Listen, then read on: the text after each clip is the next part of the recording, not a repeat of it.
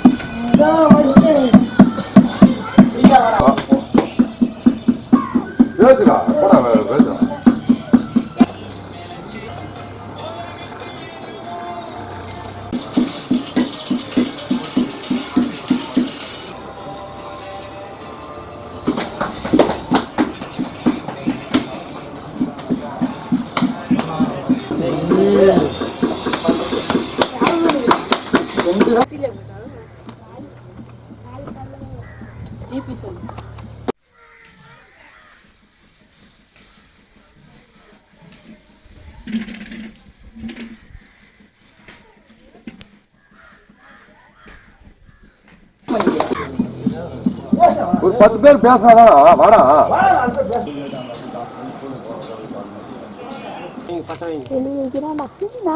3 மாசமா எங்க தொழில் ரொம்ப 6 மாசமா தொழில்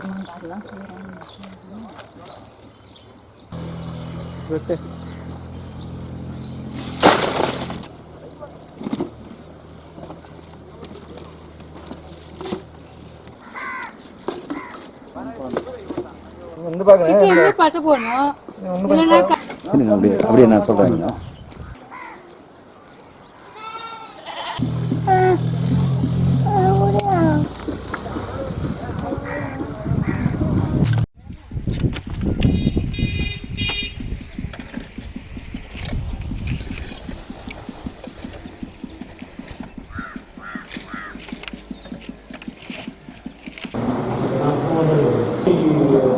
லெதர் ப்ராடக்ட்ஸ் ரொம்ப ஃபேமஸ். அதே போல் ஊட்டி 23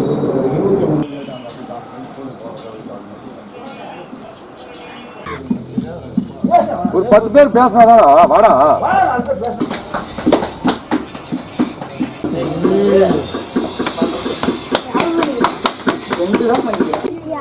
ஆமா மெசேஜா இது கொண்டு மக்கள் டிவியா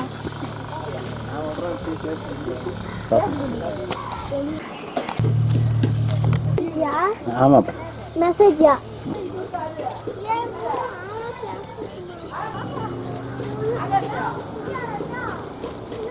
அப்படி போய் நில்லு போ. அங்க போய் நின்றா போய் நம்ம புஷ்டர் அவர் அண்ணன் அங்கிருந்து பேசுறோம்.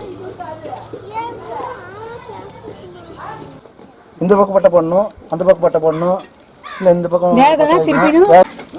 அப்படியே நான் சொல்றேன்.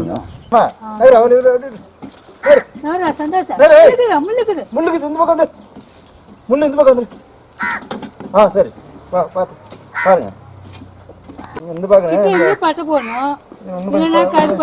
கருப்பாயிடும். அப்படி செஞ்சாதான் அப்படியே வந்து செஞ்சீங்க பார்த்தா நாங்கள் பட்டை போட்டு செய்ய முடியும். திருப்பி இவனுக்கு பார்த்து நல்லா வெந்தது, நல்லா சாப்பிட்டுக்கிறோம். அந்த குறையும் இல்லாமல்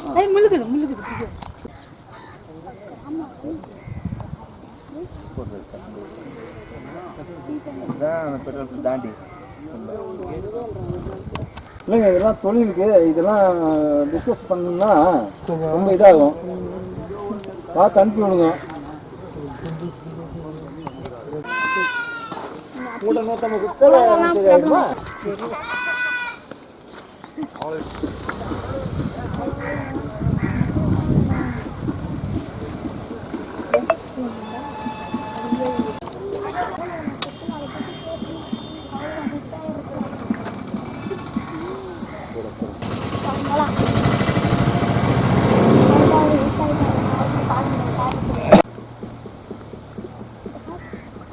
இல்லைங்க, இதெல்லாம் தொழிலுக்கு இதெல்லாம் பிஸ்னஸ் பண்ணணும்னா திருப்பி வைக்க முடியாது, ஒழிஞ்சிடுச்சு. என்ன பண்ணுறது செய்யுங்க. ஒரு ஏதோ ஒன்று வேகாத போயிடுச்சுங்க. இது மாதிரி இதெல்லாம் செட்டிங்கெல்லாம் இந்த மாதிரி ஆயிடுச்சு. இதெல்லாம் ஓடலாம் இந்த மாதிரி போயிட்டுக்குதுங்க. என்ன பண்ணுறது? ஏதோ ஒன்று எங்களுக்கு பண்ணி கொடுத்தீங்கன்னா நல்லா இருக்கும். மழை பெஞ்சதுனால பச்சேன் அப்படியே கருப்பு ஆயிடுச்சு. இதில் வெயிட் பண்ண நீ தான் பண்ணிப்பா.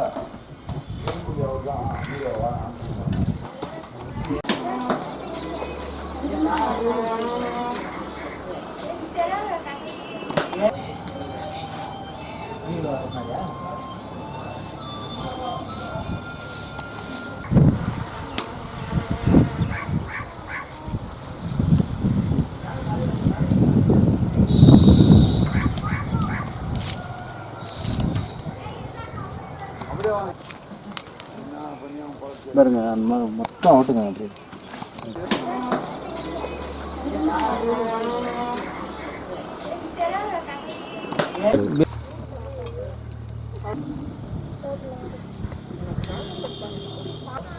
ஒரு நிமிஷம் நின்று அப்படி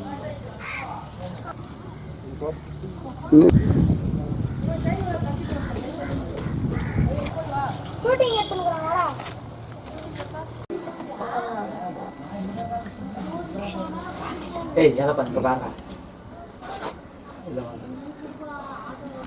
எல்லாம் அழிஞ்சு போயிடுதோ அதே மாதிரி தான் இந்த மண்பாண்ட தொழிலும். இப்போ நாங்கள் எல்லாம் செஞ்சு வச்சு வீட்டுள்ள செஞ்சு வச்சு அடுக்கி அதுக்கு செம்மண் வண்ணம் பூசி சோலையாண்டு எடுத்துகிட்டு போய் வச்சு ஃபயரிங் பண்ணுற நேரத்தில் மழை வந்துச்சுன்னா அது சுத்தமாக அழிஞ்சிடும். அதே மாதிரி தான் நீங்கள் தமிழக அரசு எங்கள் தொழிலை ஊக்குவிக்கணும். விவசாயத்துக்கு காட்டுற அதே முன்னே எங்கள் தொழிலுக்கும் கொஞ்சம் இது பண்ணிங்கன்னா நாங்கள் எங்கள் வாழ்வாதாரம் மேம்படும். எங்களுக்கு ஒரு சமுதாய கூடம் வேணும். அரசாங்கம் எங்களுக்கு களிமண் எடுக்க பர்மிட் 3 மாதத்துக்கு கொடுக்குது. அந்த 3 மாதத்தில் எடுத்துன்னு ஒரு இடத்துல கொட்டி வைக்க போதிய இட வசதி இல்லை. அதுக்கும் எங்களுக்கு மண் எடுக்க எப்பவுமே எப்போனாலும் நாங்கள் எடுத்துக்கலான்ற ஒரு நிபந்தனை உங்கள்கிட்ட நான் வைக்கிறேன். இந்த மண்பாண்ட சமையலில் செஞ்சு சாப்பிட்டோம். நம்ம முன்னோர்கள் எல்லாம் அந்த காலத்தில் 100 வருஷம் வாழ்ந்தாங்க. 100 வருஷம் வாழ்ந்து எந்த நோய் நொடியும் இல்லாத ஹாஸ்பிட்டலே போனதில்லை. ஆனால் இன்றைக்கி இருக்கிற காலகட்டத்தில் அலுமினியம், குக்கரு, நாஸ்டிக் இப்படியெல்லாம் பயன்படுத்துறதுனால நம்மளுக்கெல்லாம் 40 வயசில் சுகரு, பிபி அப்படின்லாம் வருது. இதே பழையபடி நம்ம மண்பானை சட்டியில் சமைச்சு சாப்பிட்டோம்னா நம்ம எந்த ஒரு நோய் நொடி இல்லாமல் வாழலாம். இந்த எங்கள் தொழிலே இது பண்ணி ஒரு தொழில் பயிற்சி நடத்தினாக்க நான் படித்து இருக்கிற இளைஞர்களுக்கெல்லாம் கூட இந்த தொழிலை நான் கற்றுக் கொடுத்து எல்லாருக்கும் இந்த தொழிலை ஊக்குவிக்குவேன் அப்படின்னு கேட்டுக்கிறேன். நாங்கள் தூங்கி எழுந்து காலையில் 4 மணிக்கு கிளம்பிங்கன்னா மண் எரிக்கவே 3 மணி நேரம் 4 மணி நேரம் ஆகிடுது. அதனால் எங்களுக்கு ஒரு மண் எரிக்கிற இயந்திரமும் கொடுக்கும்படி நான் கேட்டுக்கொள்கிறேன். என் பேர் லோகேஸ்வரி. நான் பிஏ இங்கிலீஷ் படிச்சிருக்கேன். இப்போ எங்கள் தொழில் பார்த்திங்கன்னா நாங்கள் மண்பாண்ட தொழில் தான் செஞ்சுட்டுருக்கோம். இந்த மண்பாண்ட தொழில் எங்கள் 6-7 தலைமுறையாக நடந்து வந்துட்டுருக்கு. இதை எங்கள் மாமனாருடைய அப்பா செஞ்சாங்க, எங்கள் மாமனார் செஞ்சுருக்காங்க, இப்போ எங்கள் வீட்டுக்காரரும் செஞ்சுன்னு இருக்காரு. இந்த தொழில் நான் நாளுக்கு நாள் பின்னோக்கி போயிட்டுருக்கு. இது அரசாங்கம் மறுபடியும் ஊக்குவிச்சு இது முன்னேற்றம் செய்யணும். அதுக்கப்புறம் இந்த தொழிலில் பார்த்திங்கன்னா ஃபுட்டாக நம்ம மண்பாண்ட தொழில் சாப்பிட்றதுனால எந்த ஒரு நோயும் வராது. இவங்க அலுமினியம் இந்த மாதிரி இதில் செஞ்சு சாப்பிடும்போது சர்க்கரை வியாதி, பிபி, சுகர் எல்லாம் இன்க்ரீஸ் ஆகுது. இந்த தொழிலில் பார்த்திங்கன்னா எங்கள் தொழில் கூடத்தில் மழை பெஞ்சிச்சுன்னா எதுக்கு இந்த பக்கம் இடம் இல்லை. அரசாங்கம் அதுக்கு ஒரு கூடம் கட்டி கொடுத்தீங்கன்னா கொஞ்சம் பெட்டராக நல்லாயிருக்கும். இந்த தொழிலில் நாங்கள் செஞ்சு இது பண்ணுறதுனால மண்பாண்ட தொழிலில் சாப்பிட்டாங்கன்னா ஹாஸ்பிட்டலுக்கு போக வேண்டிய அவசியமும் இருக்காது. அடுத்த சங்கதிகளுக்கு 70, 100 வருஷம் வரைக்கும் கூட வாழ்கிறாங்க. வரக்கூடிய சங்கதிகள் மண்பாண்ட செட்டியில் சாப்பிட்டாங்கன்னா ஹாஸ்பிட்டலுக்கு போக வேண்டிய அவசியம் இருக்காது.